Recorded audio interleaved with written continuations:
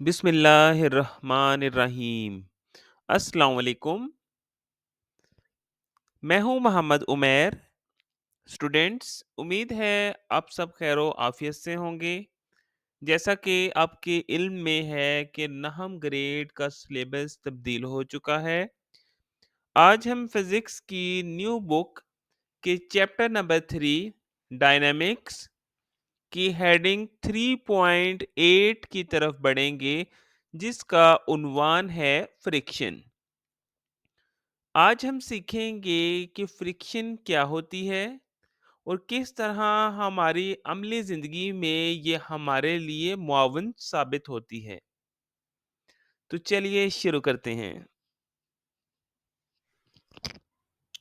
प्यारे बच्चों, न्यूटन के लॉज में हम अभी तक सीख चुके हैं कि जो बॉडी रेस्ट में है वो रेस्ट में ही रहना चाहती है और मूविंग बॉडी मोशन में ही रहती है। अगर हम क्रिकेट बॉल को हिट करें तो आपने देखा होगा कि कुछ देर के बाद वो रुक जाती है। वो कौन सी ऐसी फोर्स है जो बॉल के रुकने का बायस बनती है? तो प्यारे बच्चों, इसका जवाब है फ्रिक्शन। जैसा कि बताया गया है, friction is the force that oppose the motion of one surface against another. जब भी दो सरफेसेस आपस में एक दूसरे के कांटेक्ट में आती हैं तो वो एक दूसरे के मोशन को अपोज करती हैं। अब हम एक और मिसाल के ज़रिए इसको समझेंगे। अक्सर आपने देखा होगा कि जब भी हम अपने हैंड्स को रब करते हैं, रगड़ते हैं, तो हीट प्रोड्यूस होती है। ये जो हीट प्रोड्यूस होती है, ये फ्रिक्शन की वजह से प्रोड्यूस होती है। आमतौर पर फ्रिक्शन दो चीज़ों पर डिपेंड करती है। Number one, nature of the surface. Number two, pressing force between them. जैसा कि अभी जो मैंने मिसाल दी है आपको, तस्वीर में भी आप देख सकते हैं कि जितनी जोर से आप हैंड्स को रब करेंगे उतनी ज्यादा फ्रिक्शन प्रोड्यूस होगी और जितना लाइटली आप हैंड्स को रब करेंगे उतनी कम फ्रिक्शन प्रोड्यूस होगी। क्लियर? इसी तरह आपने अक्सर देखा होगा कि मशीन का टेम्परेचर इंक्रीज होता है, तो ये भी फ्रिक्शन की ही एक टाइप है। गाड़ी जब हम चलाते हैं तो गाड़ी के पुर्जे वक्त के साथ साथ खराब होते हैं, टायर्स उसके जो हैं वो खराब हो जाते हैं, तो ये सब फ्रिक्शन की ही वजह से है। क्लियर? अब हम बढ़ते हैं फ्रिक्शन की पहली टाइप की तरफ, जो है स्लाइडिंग फ्रिक्शन। जैसा कि आप तस्वीर में देख सकते हैं कि एक बच्ची आपको स्लाइड करती हुई दिखाई दे रही है। तो बेटा, बिल्कुल इसी तरह स्लाइडिंग फ्रिक्शन भी दो सॉलिड सरफेसेस के कांटेक्ट में होने की वजह से प्रोड्यूस होती हैं। जैसा कि बताया गया है, the friction between two solid surfaces is called sliding friction. जब भी दो सॉलिड सरफेसेस आपस में एक दूसरे के साथ इंटरेक्ट करती हैं तो उसकी वजह से जो फ्रिक्शन प्रोड्यूस होती है उसको हम बोलते हैं स्लाइडिंग फ्रिक्शन। स्लाइडिंग फ्रिक्शन को नॉर्मली दो कैटेगरीज में तकसीम किया जाता है। Number one, static friction. Number two, kinetic friction. अब हम वन बाय वन इन दोनों के बारे में सीखेंगे। तो चलिए आगे बढ़ते हैं। स्टैटिक फ्रिक्शन को अब हम एक मिसाल के ज़रिए समझेंगे।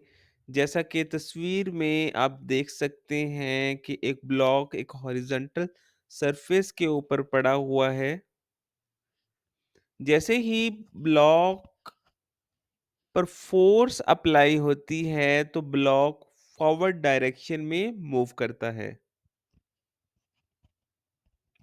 जबकि टेबल ब्लॉक के मोशन को अपोज कर रहा है। और यही अपोजिंग फोर्स जो है स्टैटिक फ्रिक्शन कहलाती है। जैसा कि बताया गया है, consider the motion of A block on A horizontal surface. When a weight is put on a pen, a force F is equal to T, equal to the sum of weight and weight of the pen act on the block. This force tends to pull the block. At the same time, an opposing force appears that does not let the block move. This force is static friction. Clear?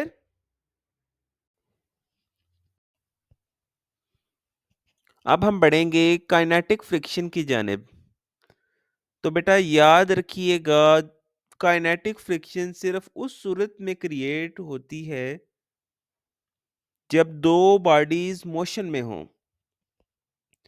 Kinetic friction moving body को slow down करने में मदद देती है।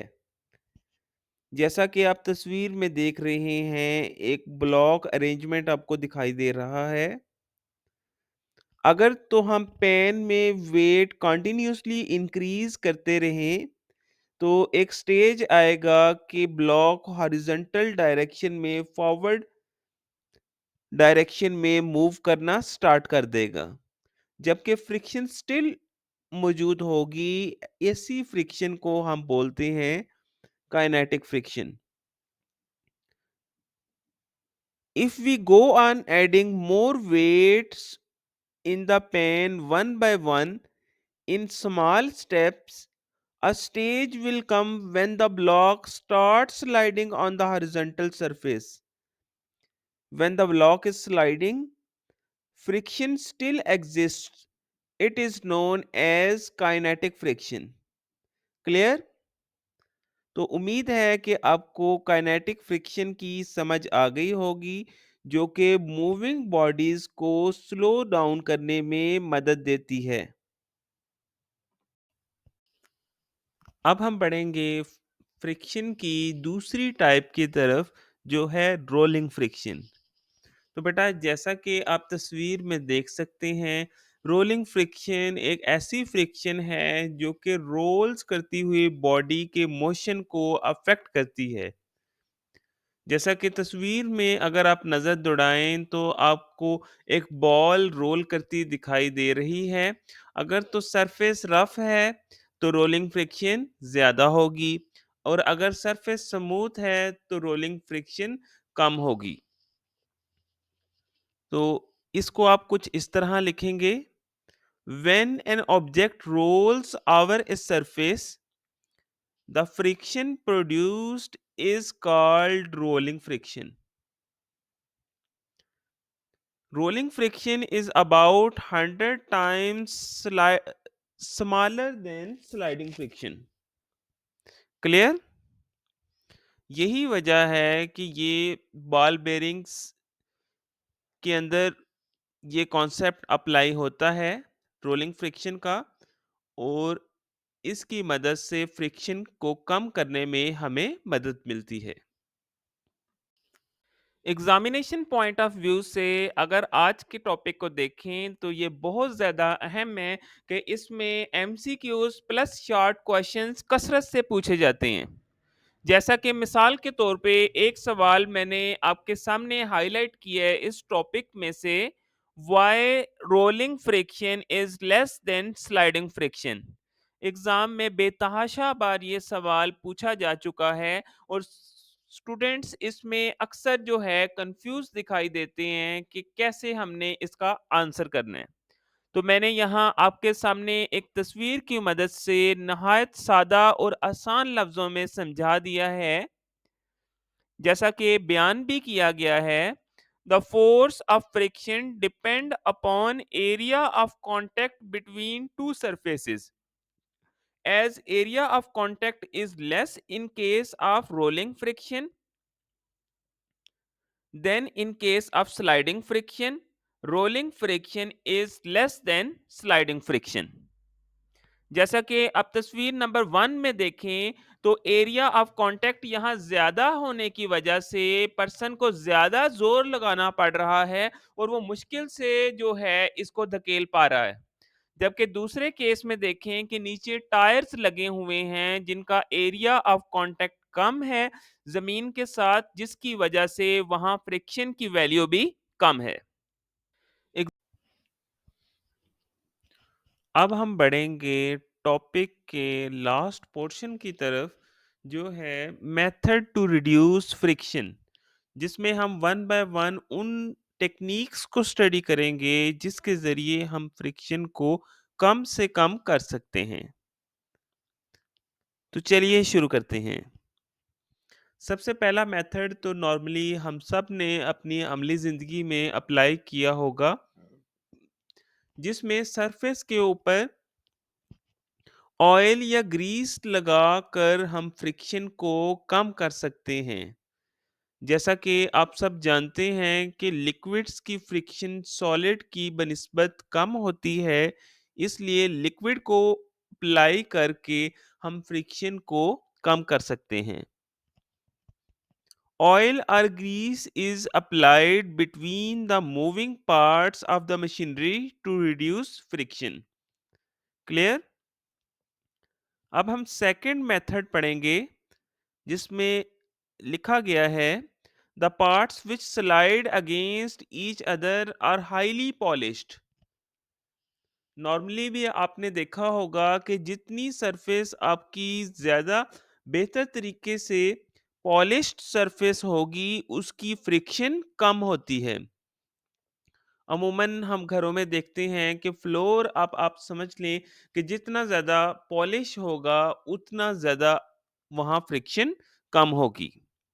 इसी तरह यही concept machines में भी अप्लाई किया जाता है उन पार्ट्स के दरमियान जिन्होंने बार-बार आपस में एक दूसरे से कांटेक्ट में आना होता है, उनकी फ्रिक्शन को कम करने के लिए उनको बहुत ज़्यादा स्मूथ बनाया जाता है।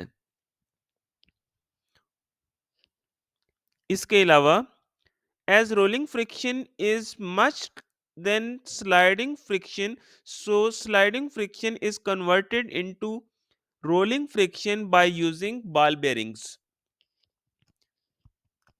जैसा कि आप तस्वीर में भी देख सकते हैं कि हमें मालूम है कि रोलिंग फ्रिक्शन कम होती है स्लाइडिंग फ्रिक्शन में, तो ये कॉन्सेप्ट मशीन्स के अंदर बहुत ज़्यादा अप्लाई किया जाता है, जहां फ्रिक्शन को कम करने के लिए बेरिंग, सादा लफ्ज़ों में, या बॉल बेरिंग्स का इस्तेमाल करके हम फ्रिक्शन को रिड्यूस करते हैं। एट द एंड हम लास्ट मेथड पढ़ेंगे, जिसमें मशीन्स के डिज़ाइन को कुछ इस तरह से बनाया जाता है कि वहाँ फ्रिक्शन कम से कम उसको अफेक्ट करे। जैसा कि आप तस्वीर में देख सकेंगे कि एक गाड़ी आपको दिखाई दे रही है, जिसमें इसकी शेप कुछ इस तरह से क्रिएट की गई है कि यहाँ एयर की फ्रिक्शन कम से कम तर हो। तो ये चंद मेथड्स हैं जिसके ज़रिए हम फ्रिक्शन को रिड्यूस कर सकते हैं। क्लियर? तो बेटा आज की वीडियो में इतना ही। इस तरह की मज़ीद इंटरेस्टिंग वीडियोस देखने के लिए चैनल को सब्सक्राइब करना मत भूलिएगा। अल्लाह हाफ़िज़।